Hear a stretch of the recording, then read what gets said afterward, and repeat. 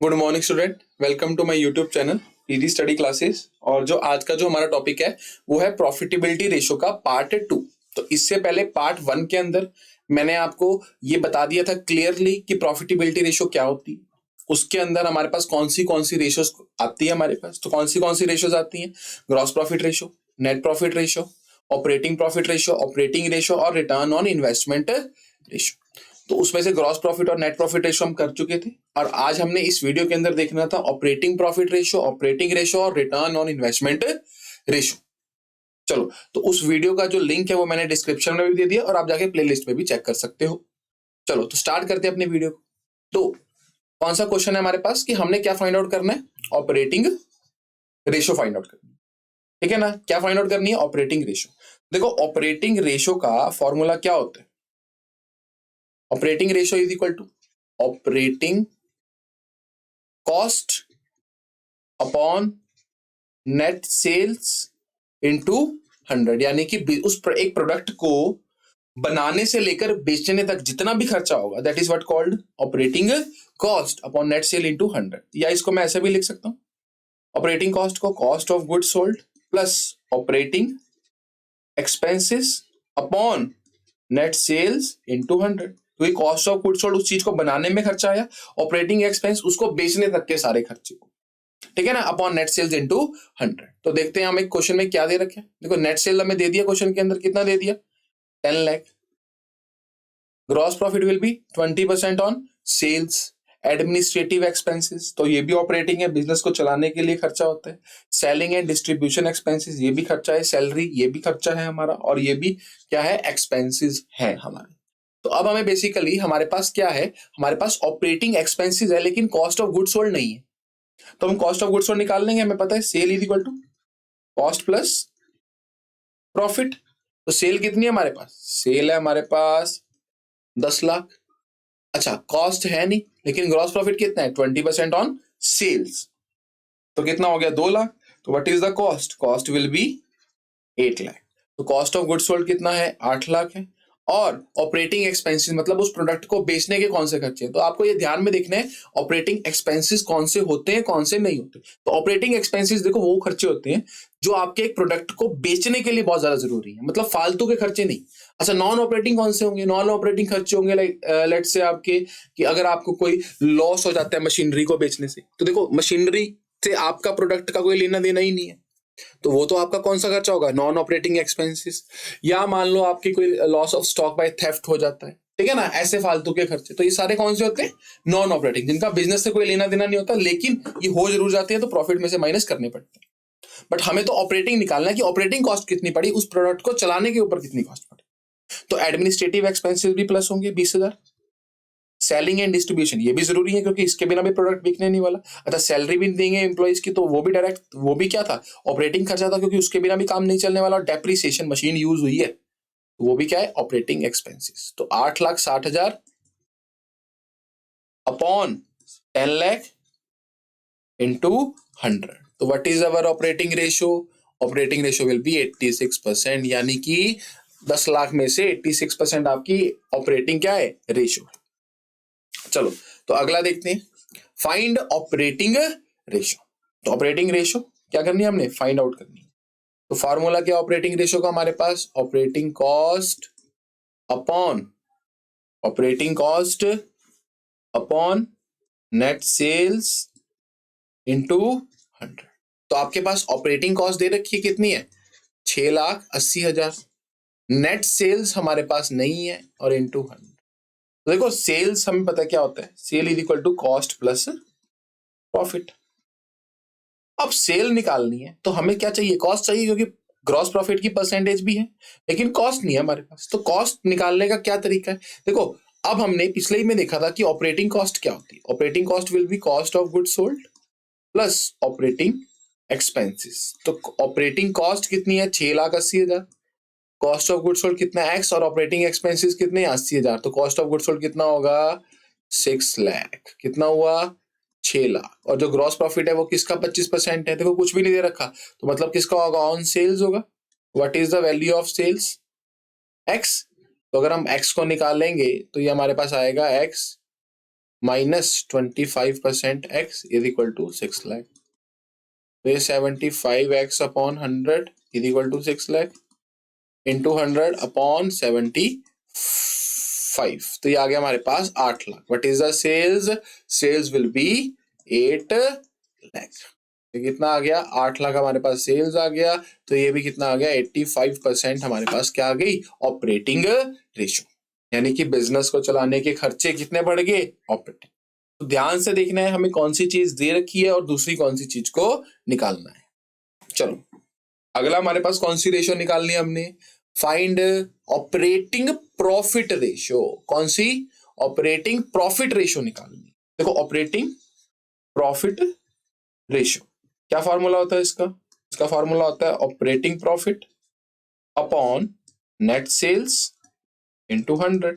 तो देखो operating profit कैसे निकलता है? हमें सबको पता है ऑपरेटिंग प्रॉफिट विल बी वो प्रॉफिट जो बिजनेस को ऑपरेटिंग खर्चे माइनस करने के बाद। तो ग्रॉस प्रॉफिट में ग्रॉस प्रॉफिट तो होगा ही होगा नॉर्मली बिजनेस को चलाने के लिए, और उसमें से माइनस कौन से एक्सपेंस करूंगा मैं? सिर्फ और सिर्फ ऑपरेटिंग एक्सपेंसेस। तो मेरे पास क्या आएगा? Operating profit.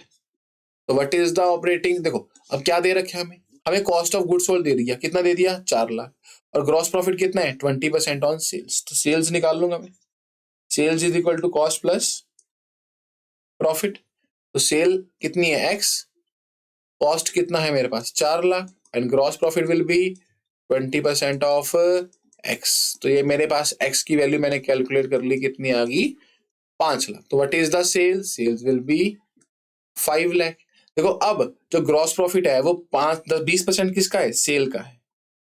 यानी कि gross profit will B 1 lakh. और इसमें से कौन से खर्चे माइनस करेंगे? Operating expenses. तो ऑपरेटिंग एक्सपेंस क्या है? सेलिंग खर्चे और डेप्रिसिएशन, दोनों बिजनेस को चलाने के खर्चे। तो कितना आ गया हमारे पास? Operating profit will be 80,000। 80,000 upon 5 lakh into 100, ये आ गया हमारे पास अप्रोक्सीमेटली 16% की रेशो आ गई ऑपरेटिंग प्रॉफिट रेशो। तो ध्यान से देखो इस क्वेश्चन को हमने किया क्या? ऑपरेटिंग प्रॉफिट रेशो निकाली। तो कहीं क्या चाहिए था? Operating profit upon net cell into 100। तो सबसे पहले हमने क्या निकाला? Net cell. तो नेट सेल में से ऑपरेटिंग प्रॉफिट कैसे निकलेगा? देखो ग्रॉस प्रॉफिट निकाला, ग्रॉस प्रॉफिट में से सारे ऑपरेटिंग खर्चे माइनस कर दिए। तो ऑपरेटिंग एक्सपेंस कौन से थे? Selling and depreciation. तो हमारे पास क्या आ गया? ऑपरेटिंग प्रॉफिट, और हमने उससे रेशो निकाल दी। तो आपको क्या करना है? पेपर में ध्यान से देखना है कि भाई निकालना क्या है। सबसे पहले पूरा फॉर्मूला लिखना है, फिर देखना है कौन सी चीज अवेलेबल है, और जो चीज अवेलेबल है उसको डायरेक्टली डालकर जो चीज नहीं अवेलेबल वो कैसे निकल सकती है, क्योंकि क्वेश्चन में हमें क्लियर कट दिया होगा कैसे वो निकले। चलो अगला हमारे पास क्या है? Find operating profit ratio. चलो तो रेवेन्यू फ्रॉम ऑपरेशन। देखो ऑपरेटिंग सबसे पहले क्या लिख लेना फॉर्मूला? Operating profit ratio. क्या फॉर्मूला है इसका? Operating profit upon sales into 100। क्या करेंगे हम? अब देखो अब हमें सेल्स तो दे दिया, कितना दे दिया? 10 लाख। ठीक है ना?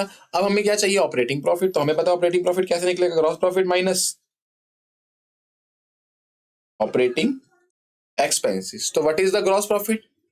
25% ऑन सेल्स। तो सेल्स कितनी थी? 10 लाख। इसका 25% करूंगा तो कितना आएगा? 2,50,000। और इसमें से ऑपरेटिंग खर्चे माइनस कर देंगे, कितने आएंगे? 1 लाख खर्चे थे ऑपरेटिंग दे रखे। अब हमें नॉन ऑपरेटिंग इनकम दे रखी है, क्या इसको प्लस करेंगे? नहीं, क्योंकि ये तो नॉन ऑपरेटिंग इनकम है, हमारे बिजनेस इसका कोई लेना देना ही नहीं है। हमें तो ऑपरेटिंग प्रॉफिट चाहिए, तो वो तो ग्रॉस प्रॉफिट में से ऑपरेटिंग एक्सपेंस माइनस करके कितना आया? 1,50,000। तो what is the ratio? Ratio will be 15%। तो कौन सी रेशो थी ये? Operating profit ratio. चलो तो अगला क्वेश्चन क्या है हमारे पास कि find return on capital employed या रिटर्न ऑन इन्वेस्टमेंट। तो क्या फॉर्मूला होता है? देखो इसका फॉर्मूला होता है profit before interest tax dividend upon capital employed into 100। तो profit before interest and taxes upon capital employed into 100। तो हमने देखना है हमें क्वेश्चन में क्या चीज दे रखी है, क्या चीज नहीं दे रखी। देखो profit before interest and tax हमें दे दिया, कितना दे दिया? 10 लाख। अब हमें क्या चाहिए? Capital employed into 100। तो देखो कैपिटल एम्प्लॉयड कैसे निकलता है, मैंने आपको बता रखा है कि जब भी कैपिटल एम्प्लॉयड निकालना है, पिछले वीडियोस के अंदर मैंने आपको डिटेल में ये चीजें बताई थी सॉल्वेंसी रेशियो के अंदर। ठीक है ना। तो अगर आपको नहीं पता तो डिटेल में चेक करना है तो उसमें जाके देख सकते हो। लेकिन अगर आपको कैपिटल एम्प्लॉयड निकालना है ना तो एक ही अप्रोच रखनी है, वो रखनी है बैलेंस शीट वाली अप्रोच। तो बैलेंस शीट में क्या होता है, देखो इधर होती है टोटल एसेट्स, इधर होती है टोटल लायबिलिटी। टोटल एसेट में दो चीजें होती है, non current assets plus current assets. और टोटल लायबिलिटी में कितनी चीजें होती है, तीन चीजें, share holder fund plus non current liability plus current liability. तो हमें पता है share holder fund plus non current liability is equal to capital employed. तो अगर तो क्वेश्चन में डायरेक्टली दे दिया share holder fund plus non current liability तो उसको डायरेक्ट प्लस करके निकाल देंगे, नहीं तो टोटल एसेट्स में से अगर करंट लायबिलिटी माइनस भी करें तब भी हमारे पास क्या आएगा, कैपिटल एम्प्लॉयड। तो ध्यान से देखो, अब हमें क्वेश्चन में क्या दे दिया, टोटल एसेट्स दे दी, कितनी दे दी, 25 लाख। देखो टोटल एसेट 25 लाख है, तो टोटल लायबिलिटी भी किसके उसकी इक्वल ही होती है, 25 लाख। और करंट लायबिलिटी हमें दे दी कितनी, 5 लाख। 25 में से 5 माइनस किया, इन दोनों की वैल्यू आ गई, कितनी आ गई, 20 लाख अपॉन 10 लाख इंटू 100 कितना आ गया, 50% की 50% हमारे पास क्या है, रिटर्न ऑन कैपिटल एम्प्लॉयड। तो थोड़ा सा ध्यान से देखना है कैपिटल एम्प्लॉयड कैसे निकलेगा। चलो तो नेक्स्ट क्वेश्चन क्या है, find return on investment. 10% debentures 10 lakh, profit after tax 4 lakh, tax कितना है 20%, टोटल एसेट्स कितनी है 20 lakh, working capital 4 lakh, current asset 6 lakh. तो फाइंड रिटर्न ऑन इन्वेस्टमेंट। देखो क्या फॉर्मूला होगा आरओआई का, प्रॉफिट कौन से वाला चाहिए, प्रॉफिट हमें आफ्टर की बिफोर, बिफोर, और कौन सा, जिसमें से इंटरेस्ट भी ना माइनस हो रखा हो और टैक्स भी ना दे रखा हो, अपॉन कैपिटल एम्प्लॉयड इनटू 100। तो अब हमारे पास कौन सा प्रॉफिट दे रखे हैं, प्रॉफिट आफ्टर टैक्स दे रखे हैं। देखो इस चीज को ध्यान से देखना कि अब प्रॉफिट बिफोर टैक्स कैसे निकालना है। तो नॉर्मली हमारे पास क्या होगा, प्रॉफिट जो इक्वेशन बनी होगी वो क्या होगी, profit before interest and tax आया होगा सबसे पहले,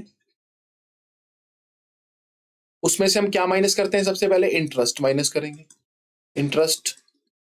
तो इंटरेस्ट माइनस करने के बाद हमारे पास क्या बचेगा, प्रॉफिट सिर्फ और सिर्फ बिफोर टैक्स की, जिसमें से टैक्स माइनस नहीं हो रखा क्योंकि इंटरेस्ट उसमें से ऑलरेडी माइनस हो चुका है। तो अब इसमें से मैं क्या माइनस कर दूंगा, टैक्स माइनस कर दूंगा। तो मेरे पास क्या आएगा, प्रॉफिट आफ्टर टैक्स, क्या आएगा, प्रॉफिट आफ्टर टैक्स। तो ध्यान में देखना, यहां लिखने की जरूरत नहीं है कि profit after tax and interest, because वो तो हमें पता है कि अगर प्रॉफिट आफ्टर टैक्स दे रखा है मतलब इंटरेस्ट ऑलरेडी उसमें से माइनस हो चुका होगा। पहले इंटरेस्ट माइनस करेंगे तभी टैक्स माइनस करते हैं, ऐसा नहीं होता कि पहले टैक्स माइनस करते हैं फिर इंटरेस्ट दे, नहीं, पहले इंटरेस्ट फिर टैक्स। तो अगर प्रॉफिट आफ्टर टैक्स लिखा है मतलब प्रॉफिट में से दोनों इंटरेस्ट एंड टैक्स दोनों क्या है, माइनस है। चलो तो अब प्रॉफिट आफ्टर टैक्स कितना था हमारे पास, 4 लाख था, यही दे दिया। तो अब टैक्स हमें दे रखा कि नहीं दे रखा, देखो नहीं दे रखा टैक्स 20%। तो अब 20% किसके ऊपर लगाएंगे, क्या 4 लाख के ऊपर लगाएंगे, नहीं, 4 लाख के ऊपर 20% नहीं लगेगा। देखो 20% किसके ऊपर लगा होगा, नॉर्मल सोच के देखें तो जब प्रॉफिट बिफोर टैक्स आया होगा उसी के ऊपर 20% टैक्स देकर बचा हुआ हमने कर दिया होगा, बचा हुआ प्रॉफिट बचा होगा हमारे पास। तो नॉर्मली अगर हम बोले कि जो प्रॉफिट बिफोर टैक्स है, क्या है, प्रॉफिट बिफोर टैक्स, उसको मैं क्या ले लेता हूं, एक्स ले लेता हूं, क्या ले लेता हूं उसको, एक्स ले लेता हूं, और उसका 20% मैंने टैक्स के रूप में दे दिया। तो 20% ऑफ एक्स हमने दे दिया और बचा आंसर कितना आया, 4 लाख।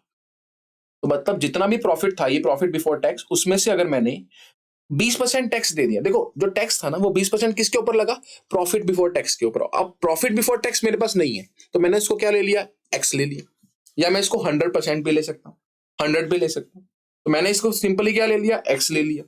अब एक्स लिया मैंने इसको, तो एक्स माइनस क्या करूंगा, टैक्स, और टैक्स किसके ऊपर निकलेगा, 20% ऑफ एक्स। 4 लाख के ऊपर ही निकालना, इसके ऊपर ही निकलेगा। ध्यान से सोच के देखो, पहले हम टैक्स 4 लाख के ऊपर, 4 लाख तो टैक्स माइनस करके आए, तो ये तो वैल्यू पता ही नहीं थी जब टैक्स कैलकुलेट करना था हमने। तो एक्स माइनस 20/100 एक्स, तो ये कितना आ गया, 80/100 x is equal to 4 lakh. तो 100 मल्टीप्लाई होगा, 80 डिवाइड होगा, तो ये हमारे पास कितना आ गया, 5 लाख। और 5 लाख का 20% कितना होगा, 1 लाख, तभी जाकर क्या निकलेगा, 4 लाख। लेकिन 4 लाख का 20% तो 80,000 होता, तब ये नहीं आता। अच्छा अब किसको प्लस करना है, इंटरेस्ट को प्लस करना है ताकि हमारे पास ये प्रॉफिट आ जाए। अब इंटरेस्ट हमें दे नहीं रखा, लेकिन हमें ये दे रखा है 10% डिबेंचर। तो इसी का मतलब क्या होगा, इंटरेस्ट हमने डिबेंचर के ऊपर दिया होगा कितना, 10%, क्योंकि हमें पता है डिबेंचर्स के ऊपर तो हमेशा इंटरेस्ट देना ही देना पड़ता है। तो कितना इंटरेस्ट होगा, 10 लाख का 10% कितना होगा, 1 लाख। तो कितना आ गया हमारे पास, profit before interest and taxes 6 lakh आ गया। अब क्या चाहिए? Capital employed. तो कैपिटल एम्प्लॉयड डायरेक्टली नहीं दे रखा, कोई बात नहीं, हम क्या बना लेंगे? हम बना लेंगे एक छोटी सी बैलेंस शीट। तो बैलेंस शीट में देखो हमें क्या दे दिया? टोटल एसेट्स दे दी, कितनी है? 20 लाख। और क्या दिया? टोटल एसेट्स क्या होती है? Non current assets plus current assets. तो करंट एसेट्स दे दी, कितनी दे दी? 6 लाख।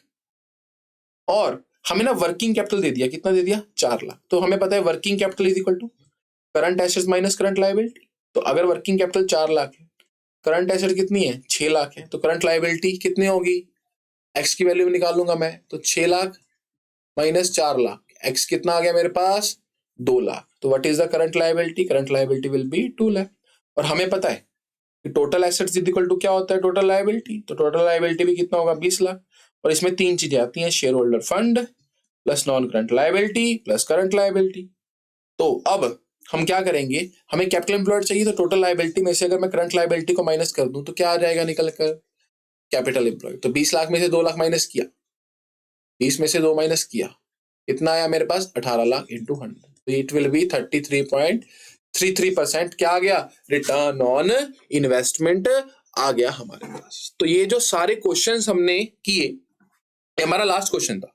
जो भी हमने इससे पहले क्वेश्चंस किए और जो भी इससे पहली वीडियो बनाई है, उसमें मैंने आपको कंप्लीट डिटेल के अंदर सारी की सारी रेशियोज क्या कर दी? करवा दी है।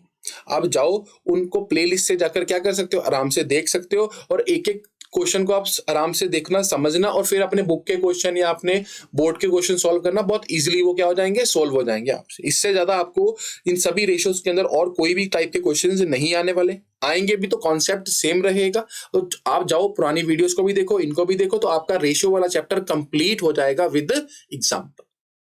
अगर आपको ये वीडियो अच्छी लगी है तो प्लीज इनको लाइक कीजिए, सब्सक्राइब कीजिए और शेयर कीजिए। Thank you.